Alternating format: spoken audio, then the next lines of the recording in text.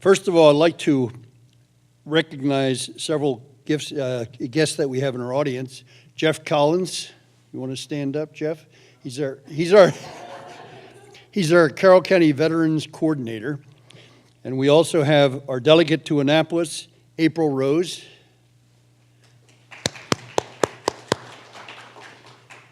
And from the Toastmasters, we have Rhonda Moore. And Rhonda is our Division E governor. And we also have our Area 52 governor, Patrice Watson. So at this time, I'm going to go over the agenda of what we're going to be doing tonight. First of all, we're going to have two parts of the meeting. The first part is going to be our evaluations. We're going to have two speakers. Angie Baker will be the first speaker. I will do an introduction for her, and she's going to be doing a presentation on LinkedIn. Then after that, then we'll have Mike Pratt, and Mike is going to be doing a presentation on identity theft. After that, then I will be introducing our evaluator of this evening, John Comberiate. And then after John is finished with the two introductions, then we'll go into the evaluation portion of our seminar. Then this will be going on till approximately 7:40 from we're started a couple minutes late, but we're going to get it back on track. So at 7:40, Judd is going to be giving the timers report, so he's going to be coming up with a green flag for John as requested at 7:40. Then at 7:43, 3 minutes later, there'll be a yellow ones that are going to be putting up. And finally at 7:45, you'll put the red flag up. So that after that, then we're going to have a break from 7:45 to 8 o'clock. After we get finished with that, then Joe Watts will reconvene the meeting, reintroduce me again as the Toastmaster, and then we'll start the second part of our meeting, which is the posthumous Competent Leader Award, which will be given to Barb Sater on behalf of Mike Mad Dog Sater, a veteran advocate. What I'll do at that time, I'll be giving a short 7-minute, 10-minute speech on Mad Dog and what Mad Dog has meant to me over the last 7 years that he was with me in Toastmasters. And we hope to have Dr. Lester Sherbert here. I don't know if, do we see him yet? I don't see him, so we might have to make some changes there if Lester's not here. But then after I make the presentation, or Lester makes the presentation, then we're going to have a short film, about 8 minutes, is it, Cody? Something like that, our film? And it's a tribute to Mike Mad Dog Sater. And the one thing that I'm going to say tonight is the greatest fear of a returning veteran is not the injuries that Mad Dog would have sustained on the battleground, or any veteran that would be sustained in battle. The greatest injury is being forgotten.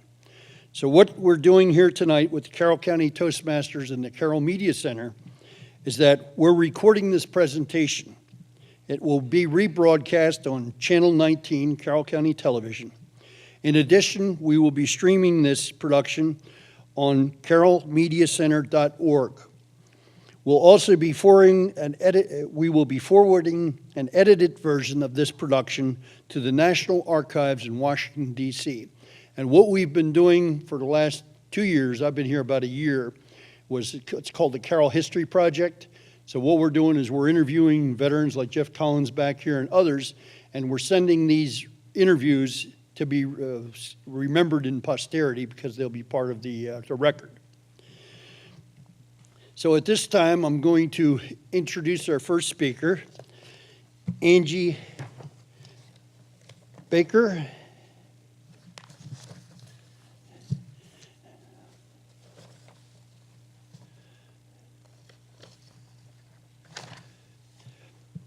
Angie Baker has been a member of the Carroll County Toastmasters since August of 2015. She is currently our Vice President of Public Relations. Angie has a diverse background in many industries with expertise in technology and sales training. Angie is short. We can shorten to 6 degrees of separation connections by educating and creating strategies in an internet-based world. Angie's speech tonight is called link in to LinkedIn Basics. Without further ado, Angela Baker. You want to have it here like this? Is that okay? Or do you want to pull it out? Pull it out.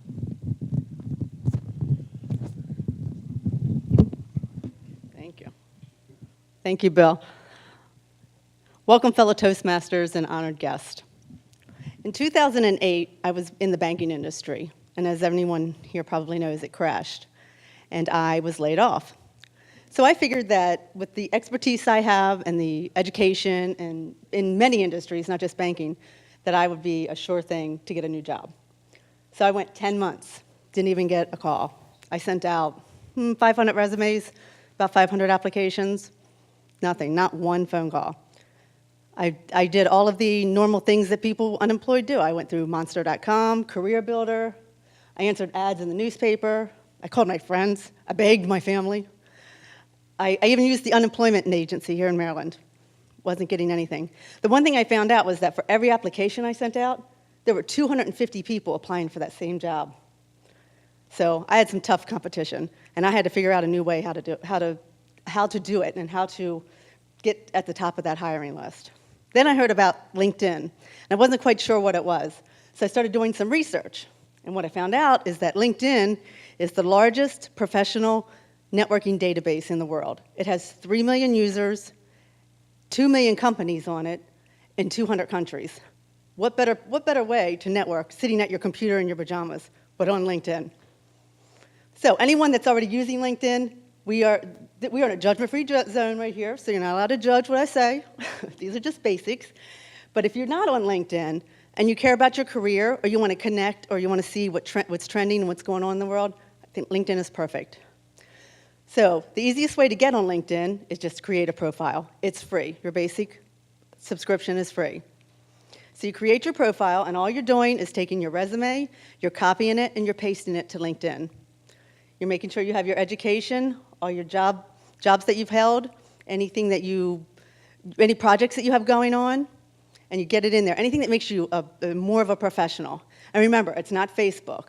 So no pictures of what you had for dinner last night or your friends that you met at the bar last week. And then you want to upload a nice picture of yourself. So maybe it doesn't have to be a paid professional picture, but something nice, nothing with a beer in your hand. Like I said, you want to keep it professional. It's as easy as that. So there's 4 things that you need to do when you join LinkedIn. First, you're going to create your profile. And then second, you're going to make some connections. So connections are kind of like, we can kind of compare it to Facebook because it's like friending people, but it's called connecting. And you have a couple degrees of connections. You have first, second, and third. Your first degree connections are people you're connected with. So you want to look for people you already know. Maybe you worked with them, maybe you went to school with them, or they're in your email book. And you go ahead and you connect with them. And then you see a number pop up next to their name. You'll see a 1, which means first connection. Then as you're searching for people, when you see a number 2 or a number 3, then you know that this is a second or a third connection. So we're talking about the 6 degrees of separation, which everyone assume knows that we are always 6 steps from knowing someone. And in LinkedIn, you go to 3 degrees. So if you see someone that's a second connection, it means that they are connected to your first connection. If you see someone that's a third connection, they're connected somehow to that second connection. So you want to get to that, at some point you want to get to that level. So the third thing you want to do, then you want to start joining groups.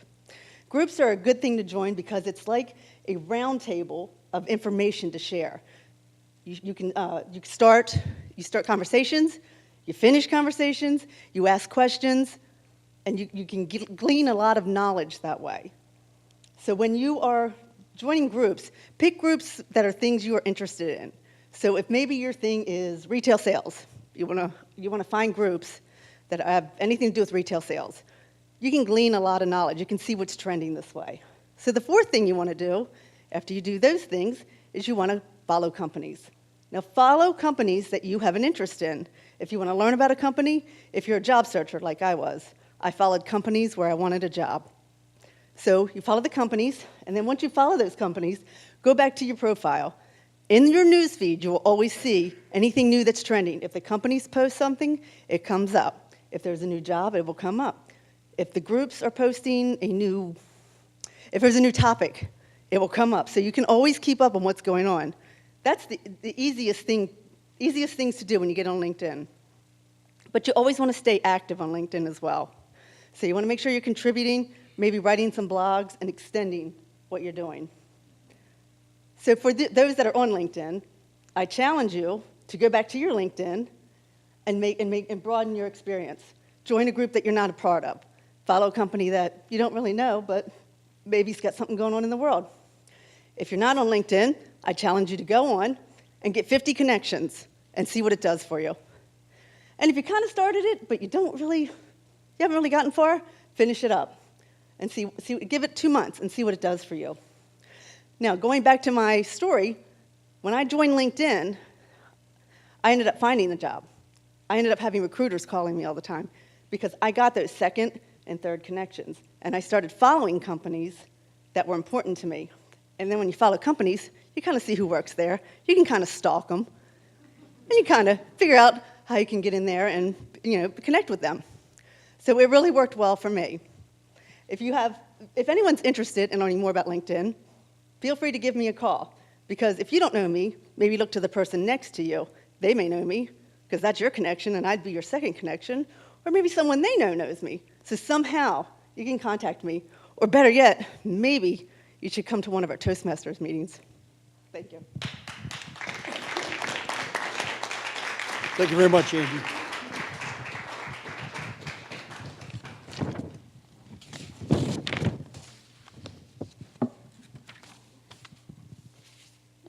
What we'll be doing now will be what is known as our evaluation portion of the meeting. And this is one of the most important things in Toastmasters. Many times you'll give a speech, but you don't know where you're at because nobody's going to tell you what you did good and maybe 1 or 2 points that you can improve upon. So John Comberiate is a member of the Columbia Toastmasters. John has attained the rank of Distinguished Toastmaster, which is the highest rank in Toastmasters. John has an MBA from the University of Maryland, Robert H. Smith School of Business. John has served the District 18 as Lieutenant Governor of Marketing, Lieutenant Governor of Education and Training, and the Division F Governor. John has placed second in the Division E Evaluation Contest and placed third in the District 18 Evaluation Contest. Please give a warm welcome to our General Evaluator, John Comberiate.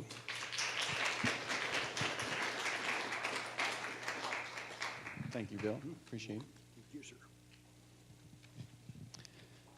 Angie was giving her third speech in Toastmasters today, and if you're familiar with the program has manual speeches that help you progress in your communication skills. The purpose of the third project is to have a specific point of your speech, whether you have a general purpose to it and then also a specific purpose that hopefully the audience will glean from your message.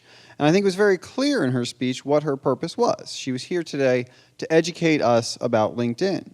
And I thought she did an excellent job of creating awareness for us of how this is important and how it can be immediately relevant by talking about her personal experience. She started out with a time in her life where she needed help, 2008, coming from the financial industry in banking, where the jobs had evaporated. She had checked all the different sources that we are all conventionally used to, found nothing, and then looked to something new. And I think that's critical for a lot of us to think about because we're used to what we're used to, but there are a lot of new technologies and a lot of changes always going on, and we have to become aware of these things and use the tools to our advantage. And I thought she really introduced to us very well in a very specific way to LinkedIn. And then she had excellent organization in her presentation. She had 4 main points for what we need to do to immediately get started. So even if you're not familiar with LinkedIn at all, even if you have no experience, she told us, get a profile, make some connections, find some companies to follow, and join groups. Some simple steps that even if we have never even heard of it until tonight, we can just jump in and get started. A lot of excellent just organization and detail. You can tell the thought that she put into it. And I liked how at the end she circled back to her own personal experience and then completed the circle with how it helped her to bridge the gap and get a job even in a tough environment where she couldn't anymore, just by using this new tool, and how easy it was versus the 500 different resumes and applications she had brought out before.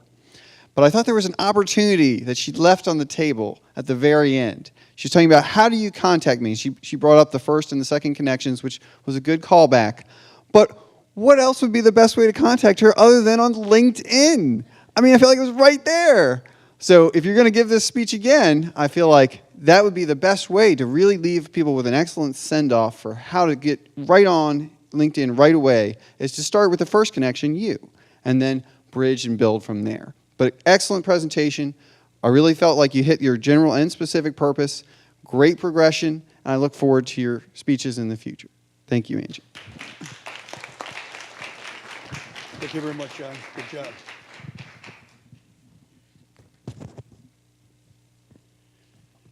Our next speaker, Mike Platt, has been a member of the Carroll County Toastmasters for over 10 years. Mike has served the Carroll County Toastmasters as president and secretary. Mike owns the Platt Insurance Agency in Catonsville, Maryland, where he's worked for 37 years. Mike is also a stand-up comedian and has performed in various venues in the Baltimore area. Mike has won numerous speaking awards in Toastmasters International. Mike's presentation tonight will be Identity Theft, the Unseen Thief. Please give a warm welcome to our speaker, Mike Platt.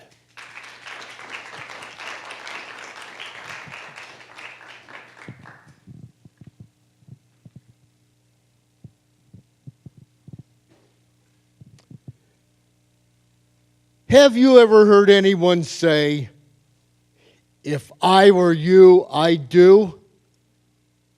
Be very careful, because they could become you. Thank you, Mr. Toastmaster, fellow Toastmasters, and guests. Identity theft is rampant. It is the quickest spreading crime going across the world. And it's also generally been, in the past, unprosecuted. It was unprosecuted because it was considered to be a victimless crime. In many cases, if it was a credit card debt, the credit card company would forgive the cardholder if that person stated, "Well, it isn't mine, and I didn't do it, and you can't charge me for it." So they wouldn't. But when it comes to things like installment loans, other debts, car debts, then identity theft is a problem. And up until the 1990s, it was seldom, if ever, prosecuted and was not considered to be a real crime. Now, how does identity theft occur? Well, in the home, it occurs in several fashions. Number one, if you don't destroy your outdated personal records. How many times have you thrown something in the trash can and then thought about it after the fact? Hey, you know, that's probably not where that should be. It should be shredded. How many times have you had someone come in to do some cleaning or whatever, and you left records laying out? Or how many times have you had a guest come into your house and you didn't put away all of your bills, your communications, all those things? I heard something tonight, someone say, "And would I be in trouble if I left my purse in the other room here while I went in to the staging area?" Well, you might not be in trouble, but I wouldn't recommend it. For what it's worth, we are approaching that time of the year wherein identity theft is going to be more rampant than ever. Any of you want to go to the party with me Saturday night? And we walk into the house, and the hostess says, "Yeah, third room down the hall, on the right, put your coat on the bed." And if you're the first person who's gone in and put their coat on the bed, you have extended an invitation to everyone who comes in after you to go through your pockets to see if there's anything worthwhile.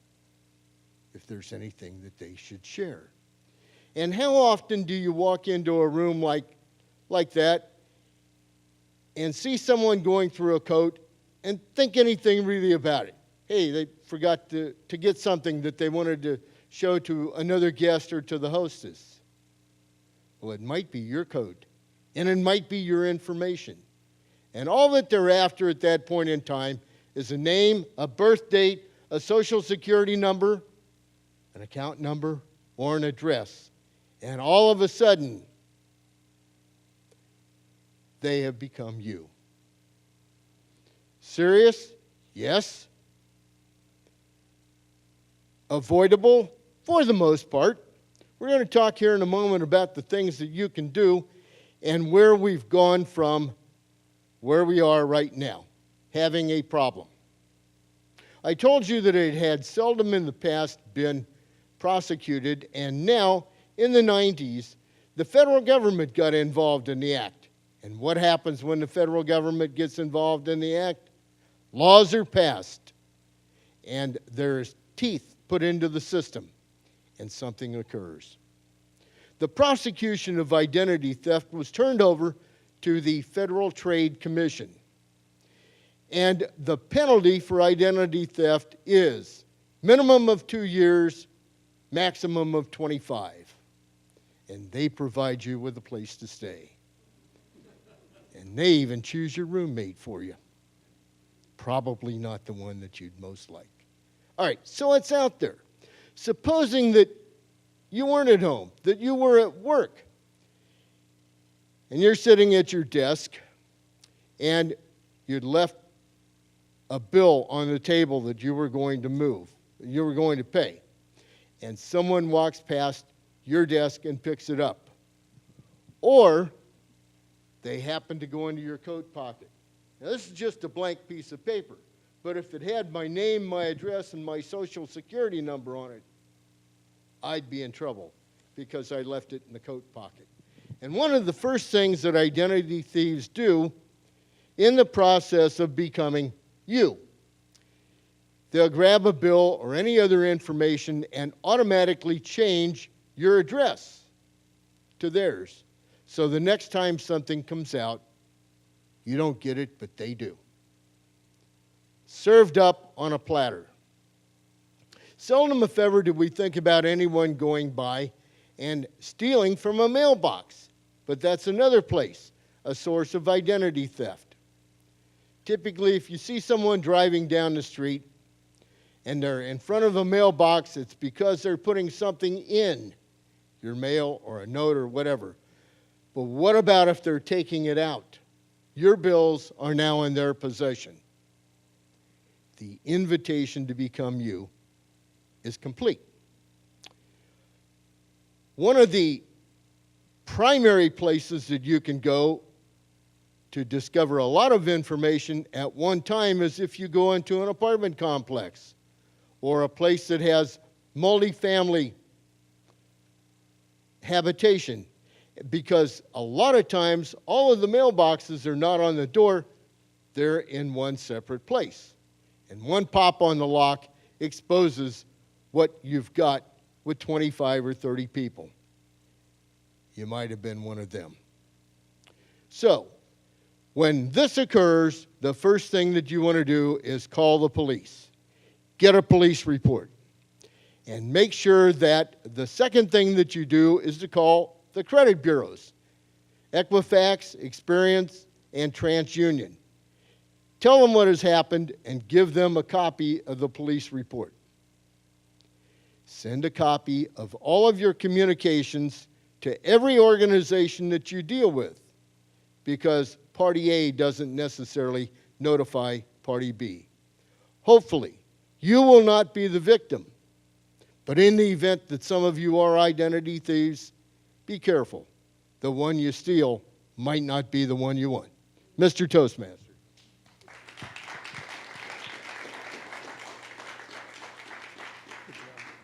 Thank you very much, Mike Platt. This time we'll call up John Comberiate for his evaluation. Appreciate it. Mike is speaking from a different manual. He's a more advanced communicator, so he's talking out of the Speaking to Inform manual, which generally deals with how do you give information to an audience in a way that they can retain and use in an effective manner. And it's a little more difficult, it's a little more complicated, but I thought he had a vast subject that all of us here are very interested in learning more about, because we ourselves, or probably somebody we know, has experienced some form of identity theft at some point in the last 10 to 15 years, as this has become more and more rampant and more prevalent, as Mike had described. The problem with a subject like this is that it is so expansive. It is so many different outlets and things that we need to think about and be aware of, and it's how do you condense that information into just a 5 to 7 minute speech. And I think Mike had a great effort to try to do that. He taught us about the problem.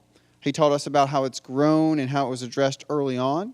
Then he talked about the different ways that identity theft occurs, where the ways that we can be vulnerable and maybe that we didn't even think about until now, that somebody could be accessing critical information that would then lead to their ability to take our identity.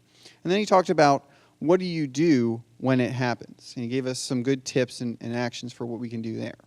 Now, we're cognitive misers, though. We're lazy in a sense as an audience. We want to be kind of spoon-fed. And Mike started to do that. He gave us a 0.1, and then he gave us different things, but he didn't give us those other numbers for the other additional points. And I think if we get one number, but we don't get the following ones, we're always waiting for that next one to come. So I would recommend either do all numbering points or do no numbering points. But that way, we can break that up as well. As an advanced speaker, there's some advanced tips that he can use too. One of which is to use the stage to help our cognitive misers be more effective as we pay attention. For example, he had 3 main parts. He talked about the history of it, he talked about how it happens, and then he talked about what to do when it happens. So because there's 3 points, use the stage, the 3 parts of the stage. Introduce us over here, walk us to how it happens, and then finish up with what you do about it. And then as you're concluding your speech, he had a nice solid conclusion, but as he recaps the information and redelivers it so that we retain it more, he can just walk to the different parts of the stage as he just briefly describes what he talked about, and it will automatically trigger in our minds what he was saying when he was standing at the different points, making it a lot easier for us to retain and batch all that information together. And then maybe instead of giving too many examples or too much information, just give us 1 or 2 tidbits here and there, and then maybe a resource that we can then go get more information on our own time, because it's such a big topic and only a very small amount of time. But I really enjoyed this topic. It's very relevant to this audience and to all of us here, and I thought he gave us a lot of excellent tips for how to identify it, what we can do to prevent it, and then if it does happen to us, what to do from there. So thank you, Mike. I really appreciate your speech.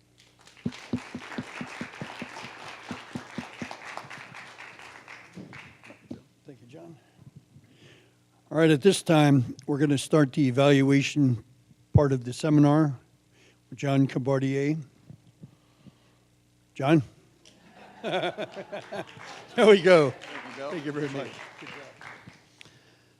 Now, being in the audience tonight, you've seen a Toastmasters meeting, you've seen that speeches and the evaluation portion. So you can see in your mind already why the evaluations can be so important. And you've also seen, hopefully, some examples of okay evaluations, things to think about in terms of what makes for a good evaluation. Now, I wanted to ask you guys to start. Even if you're not in Toastmasters, even if you've never given a speech, you've probably been evaluated in some form in your life. And I want you to just think about now, what makes for a good evaluation? When you've gotten feedback, what have been the things that people have told you or how they presented that feedback that made that evaluation good versus other feedback or other evaluations that you received that you didn't take well or weren't helpful to you? Let's see, does anyone have any thoughts, positive or negative? Go ahead, Angie. Okay, so she's saying a good evaluation has positivity to it in the constructive criticism. I think that's a critical word, constructive criticism. Other thoughts? What makes for either a good or a bad evaluation or feedback? Patrice. Actually having feedback for an area how you can improve versus the contrast of that would be to just give too much praise or maybe too much condemnation, but not any kind of feedback for what to do going forward to be better. Good thoughts. Other thoughts? Bill, what do you got for me? This was about 10 years ago, we had one evaluation. That was one person that was in Toastmasters. I'm not going to say who he was. But his evaluations were the evaluation from hell. Because instead of giving all the positive stuff, he would turn around and give all the negative with not enough positive. It got to the point that people didn't want him to evaluate. So what Bill's saying is that an example of a really bad evaluation is just laundry list of all of the things that that person thought that you did wrong. Nobody really likes to hear just a laundry list of everything that you did wrong. And in Bill's example, he said that people wouldn't even want the person to evaluate them anymore after that, which is understandable. I think everybody feels the same way about that we would all consider that a bad evaluation. Other thoughts? What makes it bad or good? So a good evaluation has specific feedback, whether it's specific things that you did well or specific things that you could improve. Other thoughts? Okay, so I think we have a good basis, kind of a good starting point. What makes for a bad evaluation? Generally just listing negatives, generally just having a list of things that you're just talking about, just kind of saying that you didn't do a good job, or maybe even just the approach of it where it's just a lot of negativity, versus a good evaluation has specific feedback, positive, and ways to improve, and then it's also more positive than negative and encouraging as well, and makes you want to try again and get up and speak more. So, yes, Patrice?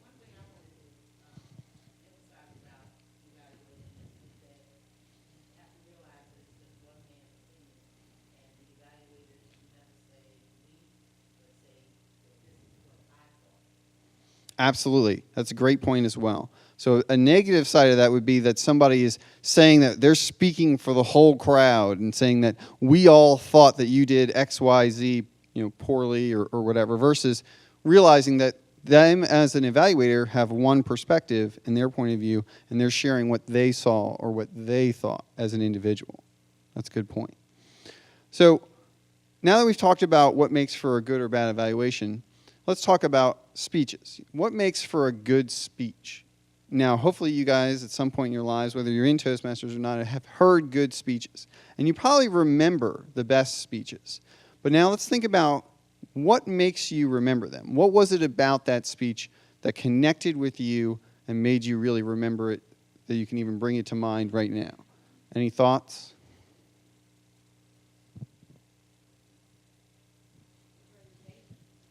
The presentation, so the actual delivery, whether it be probably the vocal emphasis as well as the movement and the gestures as well, right? Other thoughts? Yes. A clear message. Very good. So you have a takeaway that you're taking out of the speech.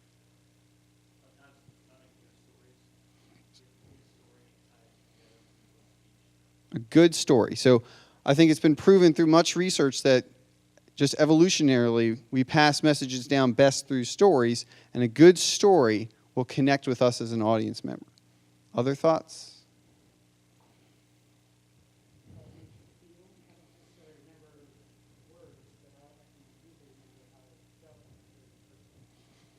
How the speech makes you feel. So not necessarily the specific words, but how the emotional journey that you travel during the speech. Other thoughts? I remember 10 years ago, one of our fellow Toastmasters, Ty Howard, said and he talked about one thing, and he said, you might forget the speech, but when he had a prop, he had ropes for untying himself up, so he said, you might forget what I said, but you won't forget that prop. And, I always forgot, never forgot that. Excellent. So sometimes props, having a good visual, can stick with your audience, even for 10 years. That's pretty impressive. Other thoughts?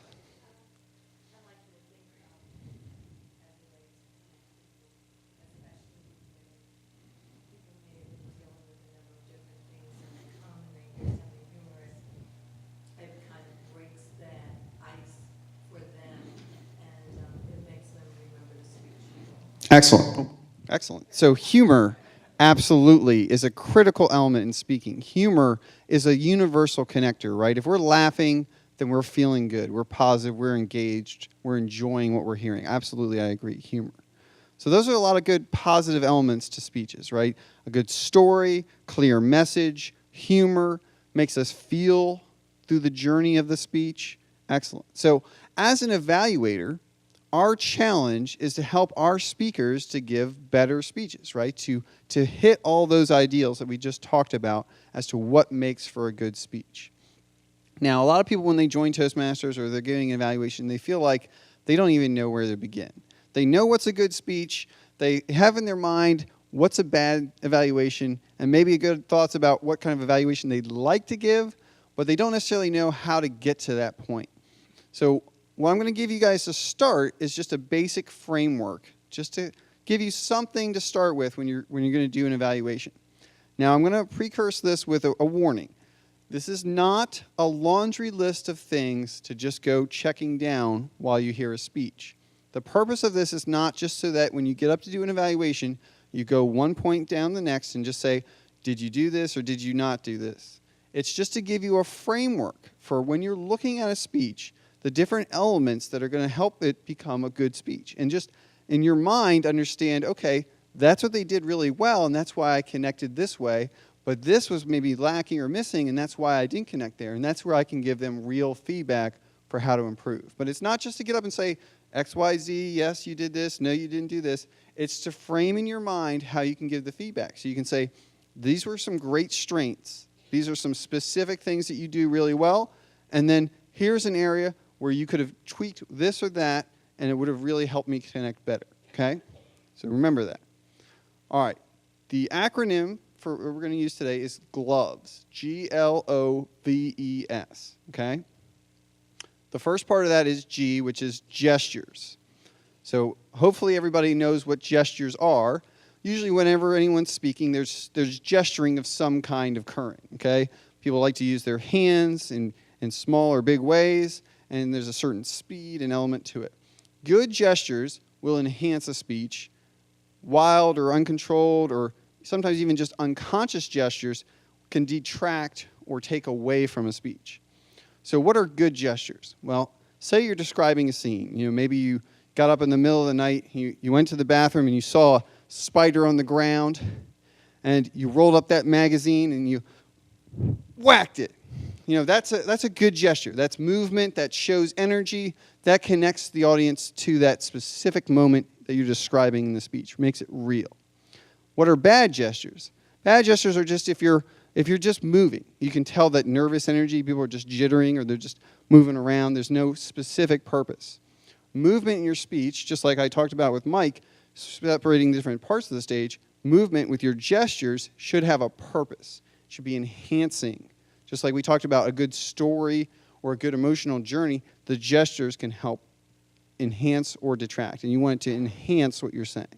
So that's our first part, gestures, okay?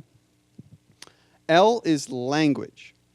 Now, language is a lot of different things, but it's just kind of what your speech is made up of. So the different word choices and things that you use. What is good language?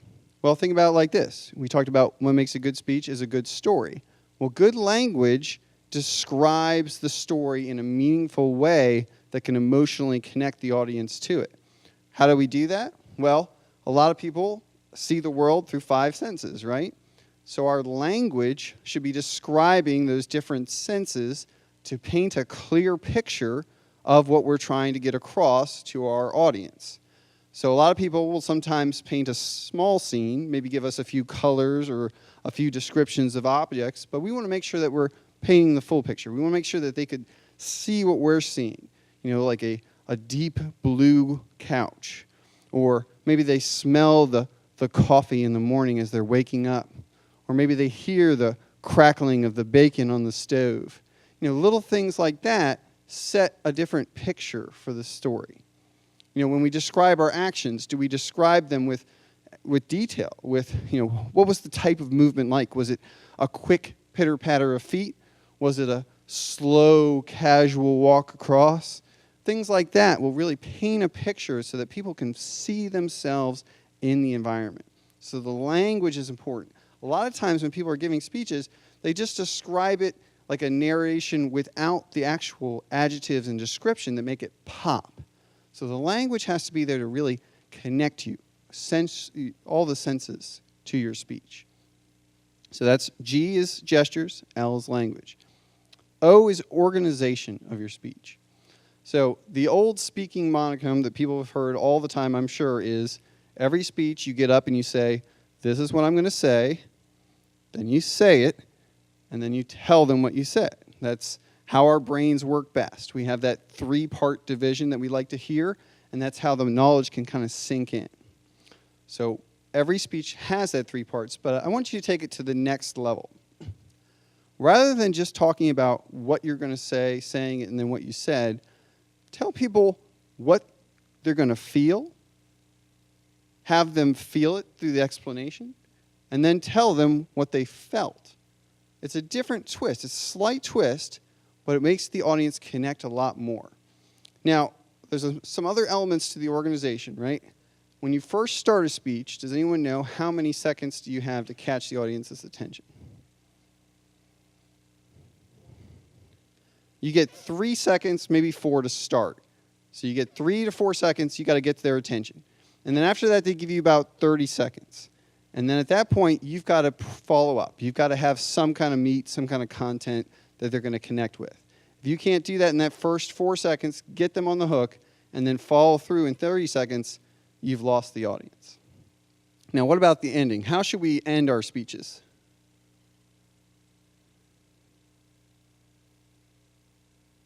Do we want just like a soft conclusion where you just drop the mic and walk off? Or we want some kind of strong conclusion, right? We want something that's going to stick. Because if you think about the speeches you've heard, you probably remember the beginning. You maybe remember 2-3 points in the middle, and then you probably remember the very end. The very end is one of the best parts of your speech that's going to stick to the audience. You want to leave them with something that they're going to hold on to. Now, in any, say, 10-minute period of time, how many points do you think the audience is really going to take away and remember? Maybe 3 to 4.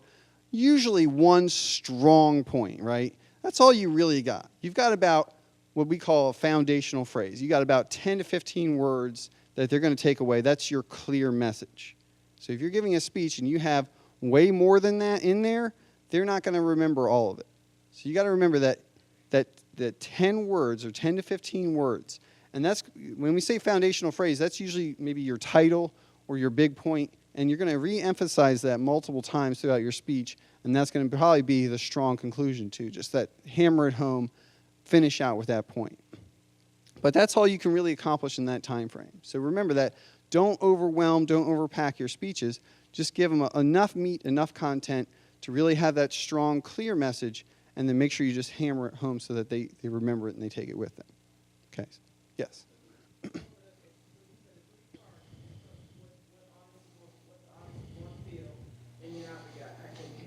Tell them what they're going to feel, make them feel it, tell them what they felt.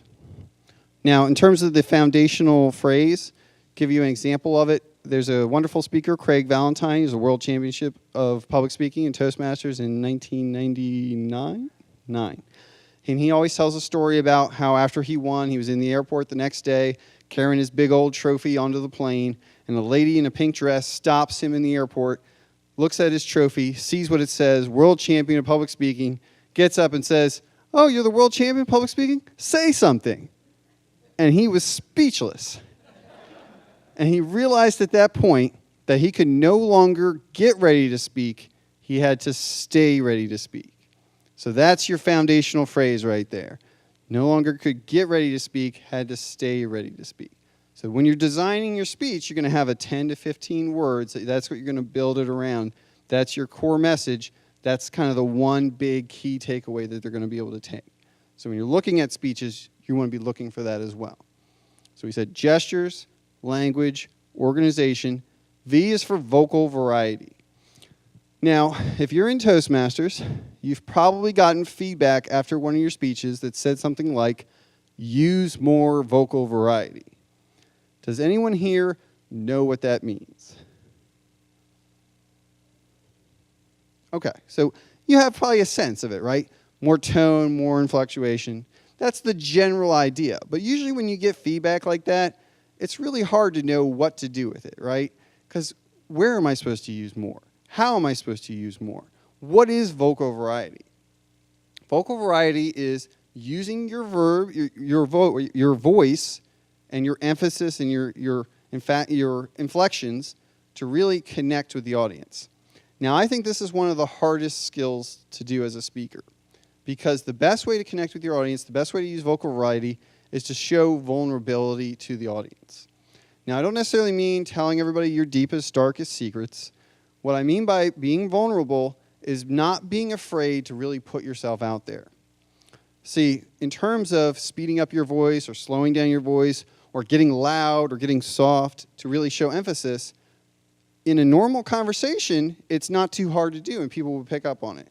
But when you're providing it in a speech, you really have to exaggerate it. So much so that it's uncomfortable. And it will be uncomfortable for a long time until you really develop that skill set and it becomes something you just have in the back of your nature just from the habit of doing it. But it is hard to do. So if you're going to use vocal variety, you have to really stretch it out in your speeches. And that's what you want to look for. But that's also what you really want to applaud speakers for being able to do. Because I think it is the hardest thing as a speaker to do, is just really commit to that vocal variety. Because it can just feel crazy to them. So if they do a great job with vocal variety, let them know. And if there's a portion of the speech where they could use it more, you have to demonstrate it to them so that they know how they can use it more. So it's a challenge as an evaluator to be able to do that. So if you're going to talk about vocal variety, make sure to really know what you're doing and give them very specific positive feedback on how to use it well. So we talked about gestures, language, organization, vocal variety. E is for eye contact. Now, we've probably all been to speeches where the person didn't use effective eye contact. And we all know what that feels like, right? It feels like they're looking down and reading something to you, or they're staring up over you, and there's no connection to the audience there. And usually, what is our first instinct when somebody's not using good eye contact? What do we immediately want to do?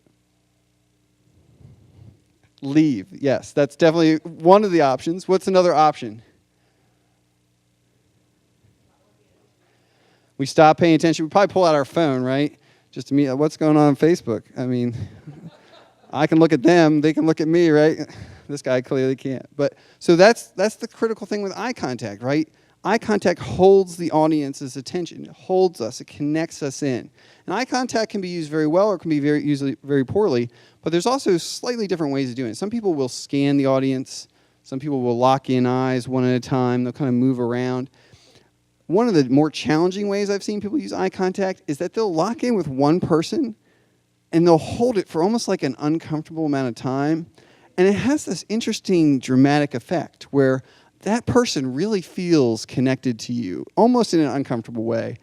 But then in addition, everybody else feels like jealous. You know, like, why are they getting all that attention? What about me?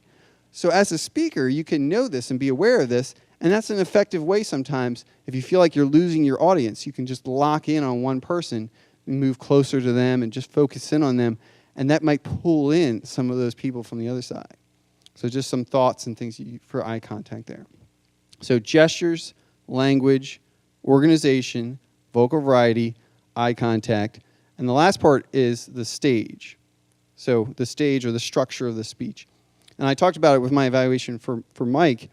The stage is a huge element of your speech. Has anyone here been to a play or seen something live, something that's been choreographed?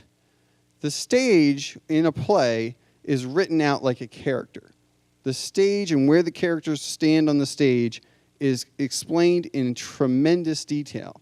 And there's a reason for that. It's because as an audience, we like to see the stage used to break up the speech in a meaningful way. especially if we're using good language to describe things, right? Because I can describe this portion of the stage in vivid, colorful detail so that you have a mental picture of it, and then every time I come back to it, you see that same picture again, right? And it saves you as a speaker a lot of time, too, in your presentation, because you can describe the different settings one time and then just keep reusing them, just like they do with sets on the stage of a play.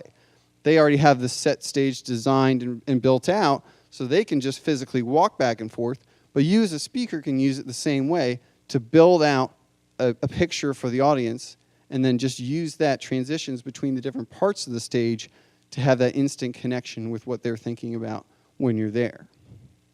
Okay, so gestures, language, organization, vocal variety, eye contact, stage.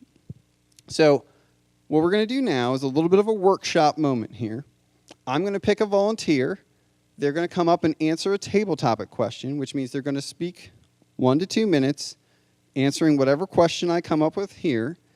And then what we're going to do is this. Everybody in the audience is going to pause and think, how would I evaluate that table topic? Okay? And then I'm going to have a volunteer come up. They're going to do a 2 to 3 minute evaluation. Remember, the point of the evaluation is not to go down a laundry list of those things and just list what they did or didn't do. It's to provide meaningful feedback that the person who did the table topic could get up and do the same table topic again and connect with the audience in a better way, have a better speech. And then to prove that the evaluator did what they set out to do, we're going to have the person come up and give the same table topic again. We're going to see how we did. And if they did a better job with the table topic, then we'll know that the evaluator provided real meaningful feedback. So as you see, the second volunteer is a little bit harder than the first. So the question is, who wants to volunteer early as to make sure that they're not picked second? Any volunteers? Remember, you're getting off easy if you go early. All right, let's bring up Joyce.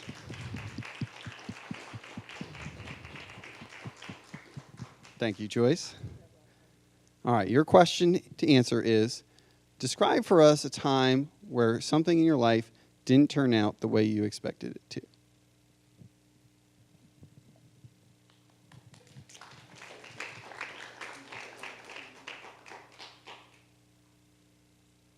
The year was 2013, December 31st. I'm out having a wonderful day, looking forward to a wonderful new year. Then I get a phone call. Joyce, guess what just happened? Not that I really cared because I'm already having a wonderful day, but I humored the person on the phone. What just happened? We just got laid off. What? Laid off? You've got to be kidding me. I'm having an excellent day, and you want to give me some news like this? You've got to be kidding. Fortunately for me, I was reading Willie Jolly's book, A Setback is a Setup for a Comeback. God had a purpose in mind. I was out having a wonderful day, not a care in the world, and to get that news on that day, though it was challenging, it was not devastating for me. And it prepared me for what was to come. About a year off vacation, because I just went back to work October 14th with a brand new job, one that I'm hoping and praying that is the last job I'll ever have. Thank you, Joyce. Thank you. Okay, so now for the audience, I'm going to give you guys 2 minutes, and I want you to think about her speech, and I want you to think about how you would give her an evaluation. Remember, we have our gloves format to think about, not as a laundry list of just things to read off of what she did or did not do, but as a framework to help you think about, what was the strong points of the speech and how could she improve. So I'll give you 2 minutes. Think. Sorry, Dave. I'm going to have you come up. Let's welcome up Dave. All right, 2 to 3 minutes. Let's give Joyce some feedback on her. I really enjoyed your speech about the layoffs and using John's evaluation technique, the glove technique. The gestures, I liked your gestures. Your gestures were good. The language was really good. I didn't hear any filler words. That's another thing we have in Toastmasters. We have to worry about filler words. We try to not have that because it's distractions. I didn't hear any filler words. That was great. The organization for the table topics, I think, is one of the hardest ones because you have to think on your feet when you get up here and you give a speech. So she took a minute to think about how she would respond to this question, and she did a very, very good job. I was amazed. And we had a takeaway from this speech. It was how I can't believe I got laid off. And then how she went through the whole process, and it tied the whole table topic together from the beginning to the end. That was great. The vocal variety, I think you could work a little bit more on the vocal variety. I think it was good. But like John said, it's for myself as well, it's one of those things you have to get out there. You should have said something, girl, I can't believe I got laid off. I think if you do, that takes a little more courage, I think, from a speaker to do that. I know I have that. I'm kind of working down that with my speeches. The next piece is, what, expressions? Eye contact. The eye contact was very good. I think you connected with the audience, and I think we could relate to that speech. The next part was stage presence. You had pretty good stage presence. I think you could have tried to own the stage a little bit more, but overall it was good. And that pretty much concludes my presentation. Thank you. Stay up here, Dave. Okay. All right. Thank you, Dave. I appreciate you being willing to get up here and do the evaluation and put you on the spot here. So what we're going to do, though, is we're going to collect some feedback from the audience on how they thought you did as an evaluator. So what did we think? What did we think of Dave's evaluation? Let's start with the positives. What was great about Dave's evaluation? Mike, what do you got for us?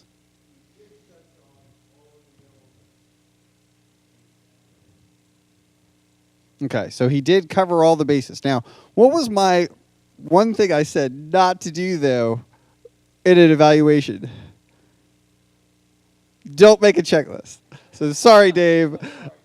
And I wanted to emphasize that just because everybody always does it immediately after we do this. But I wanted to make sure we realize that because it's such an easy tendency, right, to just jump to the list because we feel like, okay, this is a kind of a crutch. I can use this, and I can just go through my list. But remember, as an evaluator, our job is to focus on the specific things that they did well and then specific feedback for how they can improve.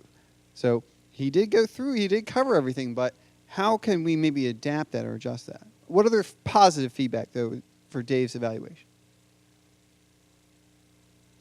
Come on, I feel like there was one really good point somebody's got to bring up. Okay, so he brought up no filler words. That was a good thought. He definitely added some thought to that, hey, you didn't use filler words. That was excellent. No distractions there. So that was good. Okay, so there was a lot of positive. There was. He definitely was very complimentary. He said that she did cover a lot of things and she did them very well.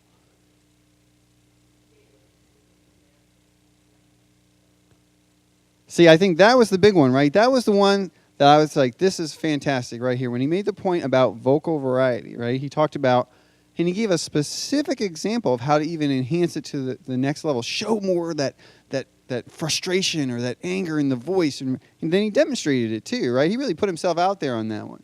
I thought that was the best part of the evaluation right there. It was really gave us solid, constructive, specific feedback for something that she could have done to maybe improve the speech. What are some other thoughts? What else could Dave have done maybe a little differently in the evaluation to help give Joyce more feedback or feedback that she could immediately apply giving the table topic again? Any thoughts? Bill, what do you got for us?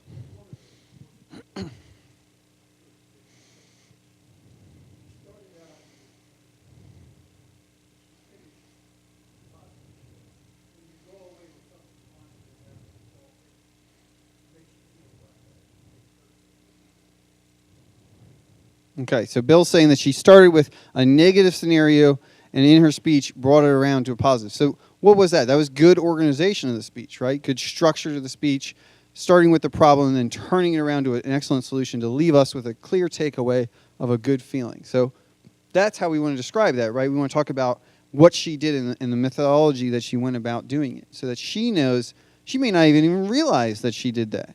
But it might be just a natural thing that she has as a talent, but she's applying it to her speeches. So we want to make sure she's aware of that, so she continues to include that in her speeches going forward. Other thoughts? What else could Dave have added to his evaluation? Maybe prepare Joyce to give this again and enhance the connection to the audience as she gives it the second time. Patrice.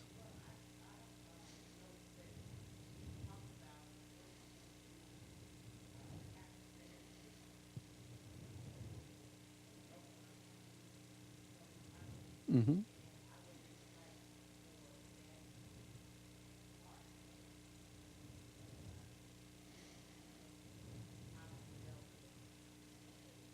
Perfect. So Patrice is saying that in the example she was giving us, she talked about a book she was reading that was actually applicable to that very specific situation. And it was something like every step back is an opportunity for a comeback, I think. But it's hard to remember, though, right? Because it wasn't the emphasis point. But maybe that was her foundational phrase right there in her speech, right? That was the takeaway. Not, oh, man, I got laid off. It was, every setback is an opportunity for a comeback. That's what we want to emphasize. That's what we want to make our solid point. So maybe that's what we want to focus on. How do we turn our table topic to really emphasize a point in a clear message the audience can take away, and then make sure that that's emphasized and accentuated in some way so that it's clear to us, to everybody in the audience. That was the key takeaway to take. Other thoughts?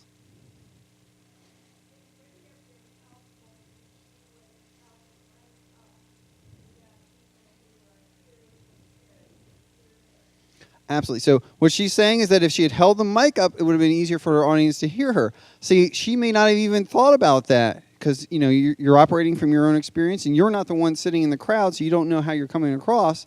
So speaking from your personal perspective, you can say, I had a little trouble hearing you because of the mic.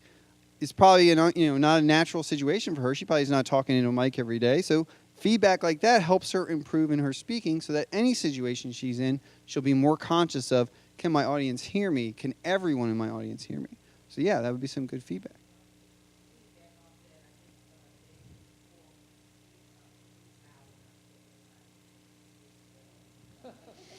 Very good job, Dave. Good job. Any other thoughts? Any other feedback that Dave maybe could have given Joyce that she could immediately use in that speech to enhance it?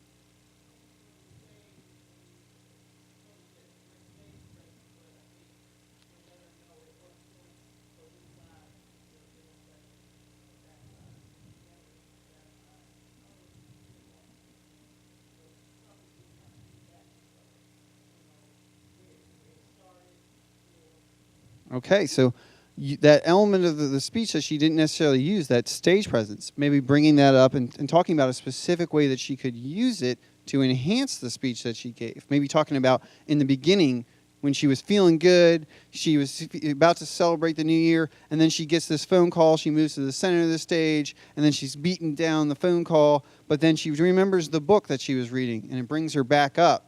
And she ends over here, kind of that timeline progression using the stage. Just giving an example of that maybe to enhance another element of the speech. I want to give Dave a round of applause. Thank you for volunteering. Thank you for standing up here and enduring some feedback. All right, before we close out, the last thing we're going to do is we're going to have Joyce come up here again and give us that same table topic. We're going to see if the evaluation was effective. We're going to see if she uses the feedback and delivers it again in a way that's going to make it even better than it was the first time. Joyce, can you come back up?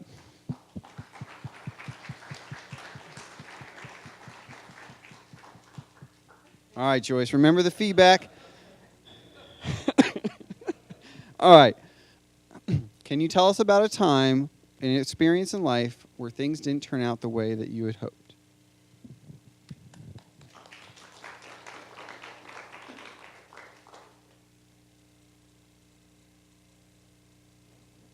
A setback is a setup for a comeback. Book by Willie Jolly.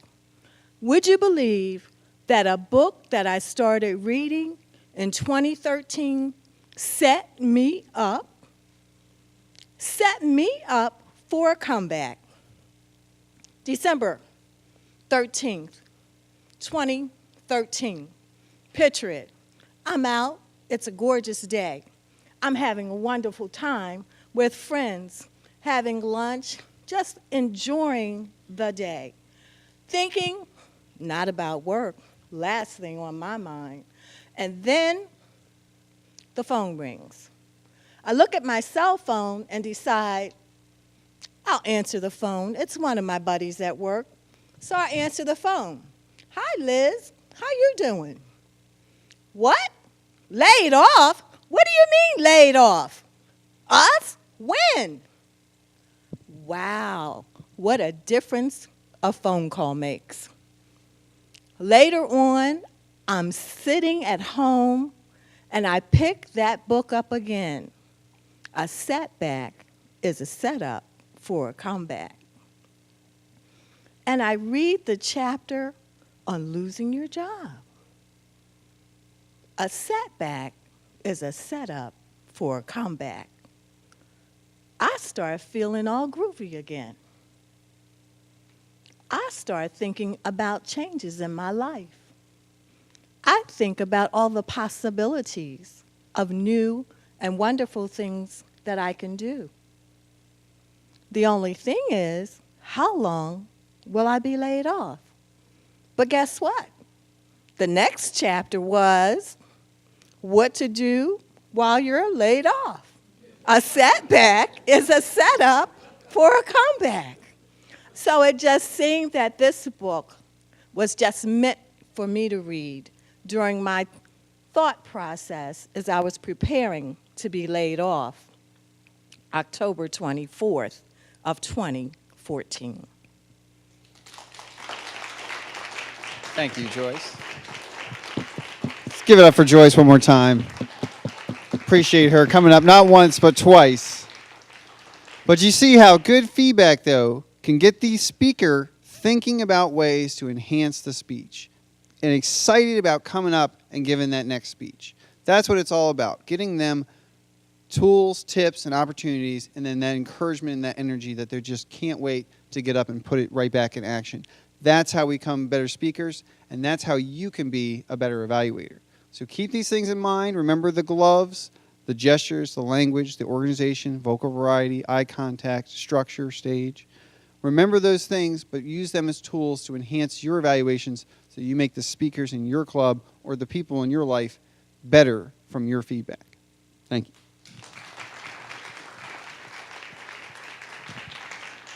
Thank you very much. Good job. Thank you, John. That was a great evaluation and great seminar.